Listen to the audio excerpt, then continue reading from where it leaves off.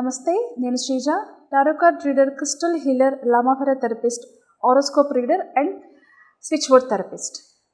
ఈ ఎపిసోడ్స్లో మనం ద్వాదశ రాశులకి సంబంధించిన టారో కార్డ్ ప్రెడిక్షన్స్ చూద్దాము. అలాగే మీలో ఎవరికైనా సరే టారో కార్డ్ రీడింగ్ కోర్స్ నేర్చుకోవాలనుకున్నా, learning about and crystal healing, crystal grids course నేర్చుకోవాలనుకున్నా, అలాగే లామాఫెరా హీలింగ్ కానివ్వండి, స్విచ్ బోర్డ్స్ థెరపీ కానివ్వండి, ఆరోస్కోప్ రీడింగ్ కానివ్వండి.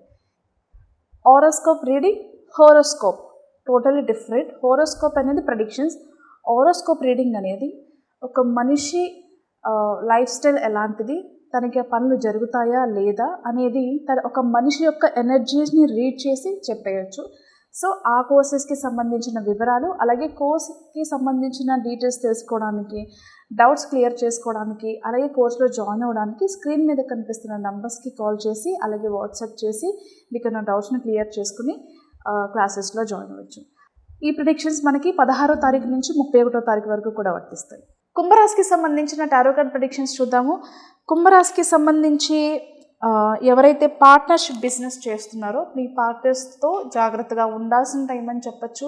మీ బిజినెస్కి సంబంధించిన లావాదేవీలు కావచ్చు, ఇంటికి సంబంధించిన విషయాలు కావచ్చు, ఏదైనా సరే షేర్ చేసేటప్పుడు లేకపోతే బిజినెస్ ట్రాన్సాక్షన్స్ చేసేటప్పుడు సరిగా జరుగుతున్నాయా లేదా, మీకు సంబంధించిన లావాదేవీలని కరెక్ట్గా ఉన్నాయా లేవా, మీకు సంబంధించిన లావాదేవీలు కరెక్ట్గా ఉన్నాయా లేవా అనేది 1-2 సార్లు చెక్ చేసుకోవడంలో ఎలాంటి తప్పు లేదు. గుడ్డిగా ఎవరిని నమ్మడం అనేది మంచిది కాదు, కాబట్టి జాగ్రత్తగా ఉండండి.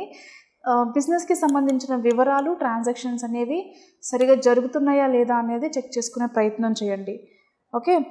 అలాగే గత కొంతకాలంగా కూడా విపరీతమైన ఖర్చులు, మేబీ మొన్నటి వరకు పెళ్ళిళ్ళ సీజను, అలాగే ముహూర్తాలు ఉన్న సీజన్ కాబట్టి ఇంటికి సంబంధించి ఏదైనా ప్రాపర్టీ కొనుక్కుంటే కనుక దానికి సంబంధించిన కొన్ని అప్పులు కానివ్వండి, పెళ్ళిళ్ళ కోసం చేసిన అప్పులు కానివ్వండి, ఏదైనా ఒక ఖర్చుకి సంబంధించి చేసిన అప్పులు ఇప్పుడు కొంచెం ఇబ్బందిగా మారి, అంటే ఇన్ టైంలో పేమెంట్స్ చెయ్యక ఇబ్బంది పడే అవకాశం కనిపిస్తుంది.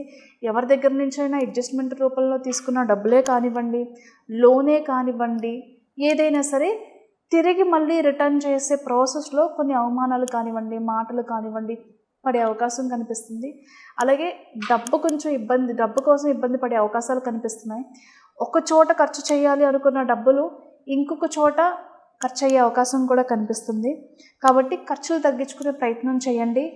ఇంపార్టెంట్గా చేయాల్సిన పేమెంట్స్ కూడా మిస్ అయ్యే అవకాశాలు కనిపిస్తున్నాయి. For example credit card bills కానివ్వండి, ఈఎంఐస్ కానివ్వండి, రెంట్లు కానివ్వండి, ఇలా ఏవైతే ఉన్నాయో కొన్ని ఆటో డెబిట్స్ ఉంటాయి. ఇలా అవి కొంచెం ఇబ్బంది పెట్టే అవకాశాలు కనిపిస్తుంది, కాబట్టి జాగ్రత్తగా ఉండండి. మెంటల్ ప్రెషర్ అయితే చాలా ఎక్కువ తీసుకుంటూ ఉంటారు డబ్బుల విషయంలో.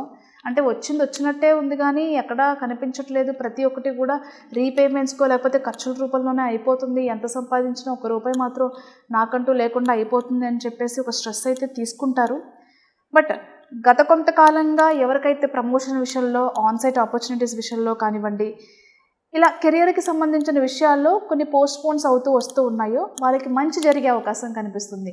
ప్రమోషన్స్ కానివ్వండి, సాలరీ ఇంక్రిమెంట్స్ కానివ్వండి, ఆన్సైట్ ఆపర్చునిటీస్ కానివ్వండి, లేకపోతే చాలామందికి వాళ్ళకి సంబంధించిన ఆన్సైట్ ఆపర్చునిటీస్కి సంబంధించిన వీసా ప్రాసెస్ అంతా సక్సెస్ఫుల్గా అయిపోతుంది. కానీ ఇంటి సభ్యులకి సంబంధించి కొంచెం లేట్ అయ్యి వాళ్ళ వీసాల విషయంలో కొంచెం డిస్టర్బెన్సెస్ వచ్చే అవకాశాలు కనిపిస్తాయి. కాబట్టి అలాంటివి ఏమన్నా కూడా పెండింగ్లు పడుంటే అవి కూడా క్లియర్ అయ్యే అవకాశం కనిపిస్తుంది. అలాగే ఎడ్యుకేషన్కి సంబంధించి ఎవరైనా ఫర్ ఎగ్జాంపుల్ కొంతమంది మాస్టర్స్ చేయడానికి వెళ్తారు, ఎంఎస్ చేయడానికి వెళ్తారు. ఇలా ఎవరికైనా సరే వెళ్ళాలి అనుకునే వాళ్ళకి వీసా ప్రాసెస్లో ఏమైనా డిలేస్ కనిపిస్తుంటే కూడా ఆ డిలేస్కి సంబంధించి కాలం అయిపోయిందని చెప్పచ్చు. మీ ప్రాసెస్లన్నీ మంచిగా టైం టు టైం జరిగే అవకాశం కనిపిస్తుంది. All the best. ఇకపోతే మీ లైఫ్లో గత కొంతకాలంగా లేని పర్సన్స్, అంటే ఒకప్పుడు మీకు క్లోజ్ అయిన వాళ్ళు, మీ క్లోజ్ ఫ్రెండ్సే కావచ్చు, విడిపోయిన భార్యాభర్తలు కావచ్చు, ఇద్దరు లవర్స్ కావచ్చు, ఫ్యామిలీ మెంబర్స్ కావచ్చు, వెల్ విషర్స్, ఎవరైనా సరే గత కొంతకాలంగా కూడా మీతో ఎలాంటి కమ్యూనికేషన్ లేకుండా, మీతో మాట్లాడకుండా ఉన్న వాళ్ళు ఎవరైతే ఉన్నారో మళ్ళీ వాళ్ళని మీరు కమ్యూనికేట్ చేసే టైం అని చెప్పచ్చు.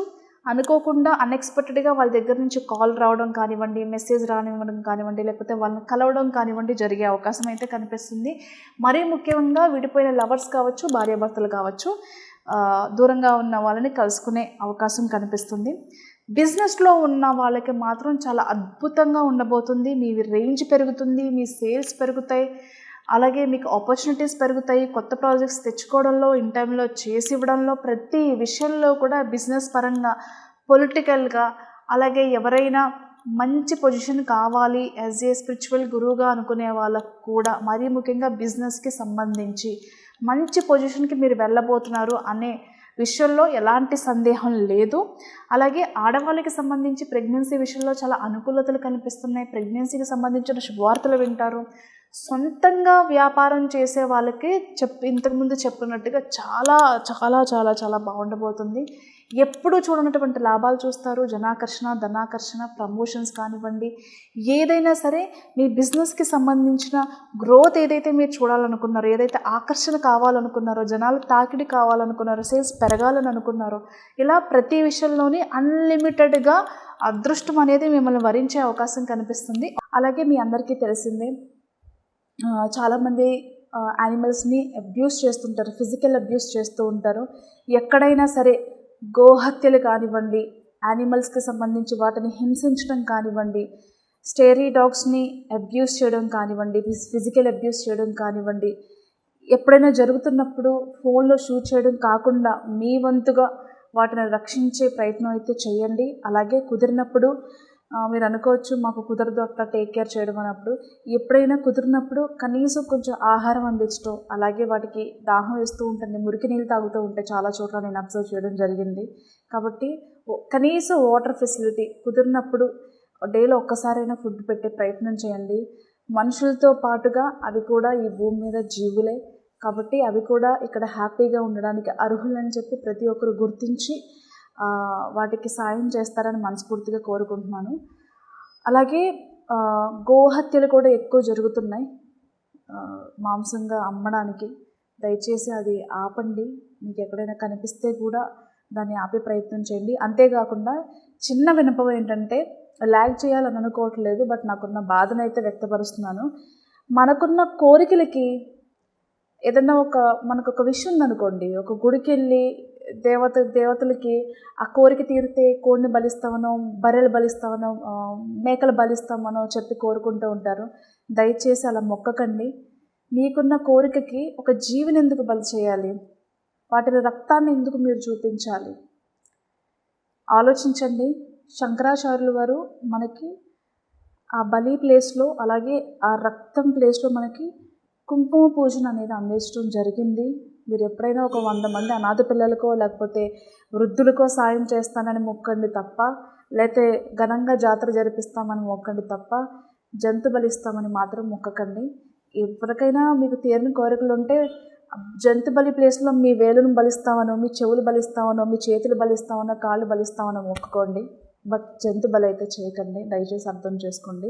అండ్ మీరు ఇది తప్పుగా తీసుకున్నా పర్వాలేదు, నా ఒపీనియన్ నేను మీకు చెప్పాను. సమాజంలో మంచి మార్పు రావాలంటే మీ వంతు కృషి కూడా చాలా అవసరం, కాబట్టి దయచేసి అర్థం చేసుకోండి.